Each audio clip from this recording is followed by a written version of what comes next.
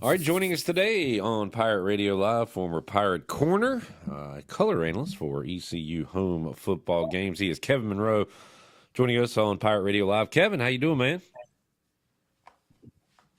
I'm doing good, Clip. Hope you are. Yes, sir. Doing well. Getting ready for a bowl game. East Carolina and NC State. You are based right there in Raleigh. We've talked a lot, Kevin, about the ACC and NC State this year, and now we get to see them up close and personal. And we've kind of talked about how, hey, they come into the season ranked in the top 25, had the quarterback injury, had some other things go wrong, and not the season they wanted, but ended strong. They always like a win over North Carolina, I'm sure. So, what's your thoughts on NC State heading into this game? I don't know a whole lot about them. I haven't done all my research just yet, but I will say that I know that being up here in Raleigh, the state fans have been disappointed with this season. It has not gone the way they'd like for it to have gone. I think Dave Doran is kind of teetering on whether he'll be here in the immediate future. I think they do like the young quarterback, Kelly, I think his last name is. So we'll see how they play, in the bowl game and going forward. But certainly things are not the way they were expecting them to be. Concepcion, the really talented wide receiver, hit the portal. So that was a big blow to them. So it'll be interesting to see how they do. The portal's still not done. So we'll see how that shakes out and all the kids that have jumped in and jumped out and see how many guys show up to the bowl game. Kevin, I think it took 3 or 4 days after the announcement that the first time the term Super Bowl was used, it was asked to the state quarterback C.J. Bailey, and I don't know Bailey, who it was. Maybe we'll Bailey, yeah, Bailey. Maybe we'll find out who that was. But he said, "Hey, this is ECU Super Bowl," and CJ was like, "Yeah, I didn't know it was a rivalry, but yeah, I guess it is." CJ handled it well, I will say. Yeah. But Kevin, as a former Pirate that's been in games like this, is it the same as it's always been? Did the state still look down on ECU, you think, in a way they did in the past? Because the Pirates have had success over the years at times against the Wolfpack. Certainly,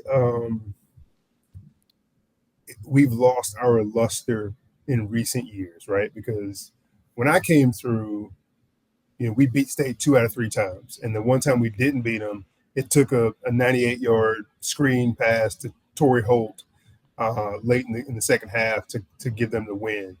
And so, they were always battles. They knew when they played us, there was a good chance they were going to lose. If they didn't lose, it was going to be a tough fought ball game. But also, we were also beating Miami and West Virginia and everybody else too. So it wasn't like, oh, they get up for this one game. This is what they do. This is their big game. Right. It was East Carolina plays good football, and they'll beat your butt. And so since we aren't as we aren't where we used to be as a program, and if you look at our schedule this year, State is the biggest game on the schedule. So I could see where you might think that as a lay fan, oh, this is the biggest game they play. They don't play any big teams if you haven't been paying attention. So I'm gonna let it slide. I'm gonna let it roll off. I think that for State fans that don't know East Carolina football, they'll probably be surprised by the number of Pirates that show up in Maryland. They'll probably be surprised at the talent level that the Pirates have. And I think it'll be a good game. Who's to say what'll happen, but certainly this is far from our Super Bowl. Kevin, speaking of going to Maryland, you went a few years ago and did not have a good experience and did not get to see a bowl game. Are you going this year? I'll be there. I enjoyed getting to do the bowl games, and my son's season's over, so I can travel with no issues. And plus, it's on a Saturday. Well, all the games are on Saturday, but he's not playing the Friday night beforehand. And so, yeah, I'm excited about it. Bays will be there as well. I don't know yet if all 3 of us will be in the booth or if Bays will be on the sideline. But either way, we're going to go and enjoy it. And I'm looking forward to it. I hope to bring my whole family. Good deal. Glad you'll be on the call for that one coming up. East Carolina and NC State in the Military Bowl. Big news in the state of North Carolina right now. It's kind of funny. Like Duke is just sitting back chilling, watching everybody either hire a new coach, getting ready to fire a coach, maybe. Right. But North Carolina is in the headlines. Just crazy news here, and I knew there was a catch. Like right when I heard Bill Belichick interviewing with North Carolina, I guess the catch is he's setting up his son to take over. Apparently, that's in the 400-page document that he gave to North Carolina. But that's some wild news, Kevin. What do you think about Bill Belichick to North Carolina? It is wild, and I give them credit because they've been underachieving in football for decades. They have been a sleeping giant, quote unquote, since I've been alive, Kevin. That's what people Yeah, tell me anyway. yeah. I mean, if you think about it, they have a beautiful campus. It's the oldest public school, in the United States. Got a great history, great academics. They have tons of money. They have Jordan Brand. They have great facilities. Like, why aren't they a football powerhouse? Like, they've been mediocre for no reason at all. And in the ACC, outside of Clemson, hasn't really been a juggernaut over these years. So they should have been competing for titles every year, and they just haven't been. And so I think this is a great hire for them, even if they have to sacrifice stomaching taking the son after Belichick's gone. I'm sure they can set it up some kind of way where they can fire him after a couple of years if he's no good. But you get a guy who is a general manager, at heart, and a coach, on the side. He knows how to handle these NIL deals because he's been doing it with NFL contracts, and he's going to get all these recruits to just believe that he can get them to the NFL, whether he can or not. That's what they're going to think. And so all of a sudden, you're going to see these guys who are like, my Final Five are Oregon, Georgia, Alabama, Texas, and North Carolina, because it's Bill Belichick. And so I think it's going to turn Carolina football around. Honestly, I hope it blows up in their face, but I think it's going to turn Carolina football around, and they should be a big time football program in a few years. Yeah, Mike Tomlin was asked about it today on the Pat McAfee show, and he said, "Yeah, I'd have sent my two boys right there, one-way ticket. Go learn from Bill Belichick." So, Yeah, could be a lot of that coming up. And the way you can turn around a roster in 1 year, that they could be a factor next year, Kevin, easily. So, absolutely. And yeah. they're going to get the recruits. You would think Bill Belichick's going to get them coached up. So yeah, I mean, it could get scary. I'm glad we're not in the ACC right now because there's lots of things that are going to start happening in the ACC, and SMU's rolling through there, and teams are realizing that they've got to step it up, or they're going to get blown out. So we'll see. Yeah, speaking of that portal, Kevin, back to ECU, are you surprised at all? We talked to John Gilbert yesterday. He said he knew there'd be some turnover, whether it was Blake Harrell hired or someone from the outside. But losing names like C.J. Mims and Zakai Barker and Isaiah Brown Murray, pretty big names there, Chase Sowell as a wide receiver. Were you surprised to see the influx of portal entries for ECU after bringing Blake Harrell in, or is that something you expected to happen regardless? No, I didn't expect it. I didn't expect IBM. I didn't see that coming. I didn't see Chase Sowell coming. Zakai is really, really good, and I knew schools would be knocking at his door. I'm not necessarily surprised by that one. But Sowell, he had a worse year this year than he did last year in terms of catching the football consistently, being that kind of go-to guy. He wasn't necessarily, and maybe he feels like, with the emergence of Anthony Smith and Winston Wright, that he didn't get the same amount of love he got a year ago, and that's fair. But he was also injured, and he also had some drops, quite a few drops. So that was interesting to me. My brother-in-law lives down in Atlanta and is a big Florida Gators fan. Yeah. And told me the Florida Gators were interested in Sowell, which I was surprised to hear. Well, So his dad Ronnie played baseball at Florida, so there is a connection there. So I stand by this, in that we are a group of 5 program that is currently middle of the road. And so if you can better your situation in terms of getting to a Power 4 school, and in the meantime, getting some money in your pocket and improving your opportunity to play in the NFL, I don't blame you. That's the world we live in if you want to leave. I have a problem with the guys that make lateral moves. Like, the grass is not greener, over at Tulsa or schools in our conference, FIU, FAU. We can turn things around just like they can, just like Tulane did. Like so, those kind of moves. Unless you are moving close to home. If Chase Sowell had said that he was going back to Texas, I get it. But outside of that, I don't get it. So make sure you make the decision for the right reasons for you and your family, and you're going to be in a better situation than you were at East Carolina. Kevin Monroe joining us. Kevin, we don't talk a ton about what you do in your real life, and I think that's by design on your part. We just talk football, but I do want to ask because I ask coaches. I've talked to Coach Mullins, the basketball coach at Pitt Community College. I asked Will Bland, who coaches J.H. Rose, like the portal has affected, and even NIL to some degree has affected like a lot of levels of sports. How about your job? Are you dealing with younger clients, so to speak, here in the last few years because of everything going on with the way money's being thrown around? I am, Clip, and it's funny because we recruit college kids to be their financial advisors, and it's mostly NFL guys, so mostly college football players that are going to the NFL, and so we start recruiting them, sophomore year for the top guys because they're probably going to come out after their junior year, and now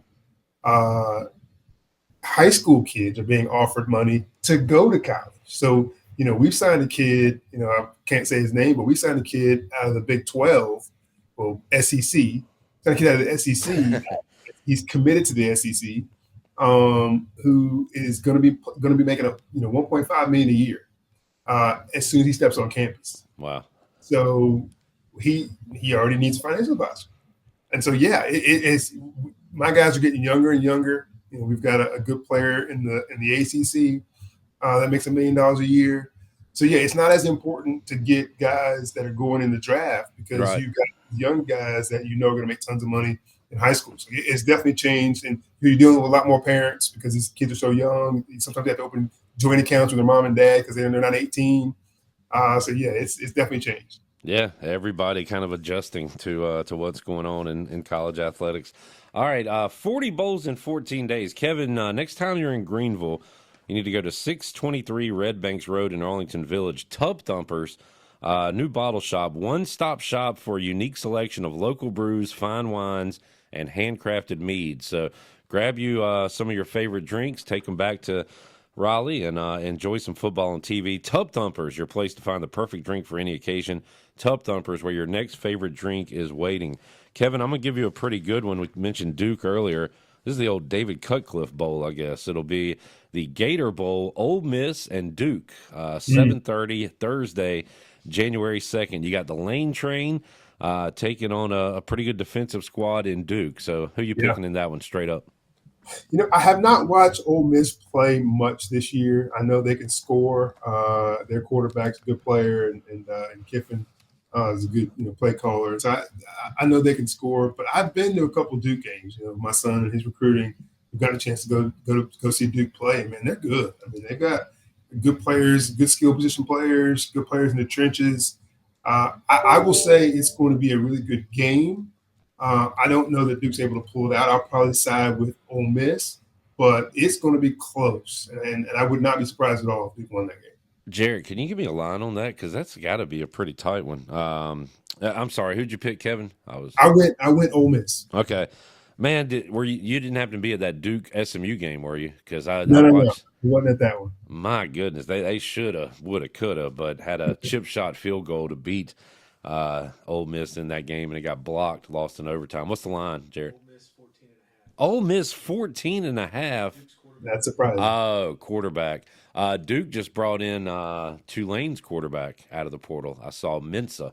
So, yeah, you got some portal stuff. And, Kevin, when you're picking these bowl games, you probably shouldn't pick them until kickoff because, like you said, the portal is open and there's going to be a lot more entries for a lot of these teams. So did Duke's quarterback hit the portal? Yeah, Duke's quarterback. Do you know where he ended up, Jared? I saw Duke's bringing in the Tulane guy, but not sure where Duke's going. I didn't realize that. He's a good player. He's a big guy, throws good deep ball. Okay. Kevin, we'll wrap it up with a little NFL. We've been having a somewhat of a debate. It's going to be interesting because the Heisman Trophy is going to go to a non-quarterback, and I like that. I would vote for Travis Hunter, but if Genty wins, I'd be fine with that as well. I'm ready to see that in the NFL. I hate to say it. I'm ready to give Saquon Barkley the MVP, but I know Jarrett and a lot of others think Josh Allen is the guy. Now the Bills play the Lions this week, I believe, right? So maybe Jared Goff could have something to say about it. But it feels like it's Josh Allen or Saquon right now, Kevin, with 4 weeks to go or whatever. What do you think about the MVP race? Let me first speak to the Heisman race, Okay. and I take this one personally because Travis Hunter plays one of the positions that I played in college, and for a lot of the Boise State fans and then fans of just Genty in general are coming out and saying that Travis had mediocre stats in terms of interceptions and pass breakups, and then receptions and touchdowns compared to Genty. And when you say stuff like that, you just don't understand football. Because at the corner position, first of all, it's extremely hard to get interceptions. And if you do have a lot of them, it's probably because you're getting tip passes or because teams didn't really know about you early in the season and you got 4 or 5 or 6 of them early on. And then they figured it out and they start throwing the other direction. And so when you're playing corner at a high level, they're not going to throw the ball your way. And so you're there to not give up touchdowns. So what people should really look at is catch percentage. How many receptions are made on Travis Hunter? How many touchdowns are caught on Travis Hunter? I think I saw 1 touchdown maybe all year on him. Very few, down the field, receptions. So just pay attention to the stuff that makes sense and don't just believe the clickbait. And that receiver, I mean, you can only do what your quarterbacks, when the quarterback gets you the ball. And he put up pretty big numbers. He had over 1,000 yards, had a ton of touchdowns. But the guy's just incredible, doing it on both sides of the ball. Never looked tired.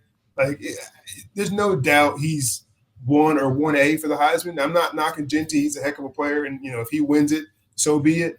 But he certainly deserves the opportunity to win that. While you're halfway ranting, Kevin, let me throw another one for you. The commenters on the show the other day said snaps is not a big deal. And, percentage of plays, that's not a stat. That's not a big deal. Speak on that, Kevin. I will say this. I don't think Travis should get the advantage because he played more stats. Genty can only play when when his name's called, but just the fact that no one else has ever done it at that level exactly. has to show you how incredible it is. Yeah. How about MVP? Do you think they would give it to a running back and not a quarterback? I'd like to see that. I mean, I hate that it's Saquon, the same reasons that you do.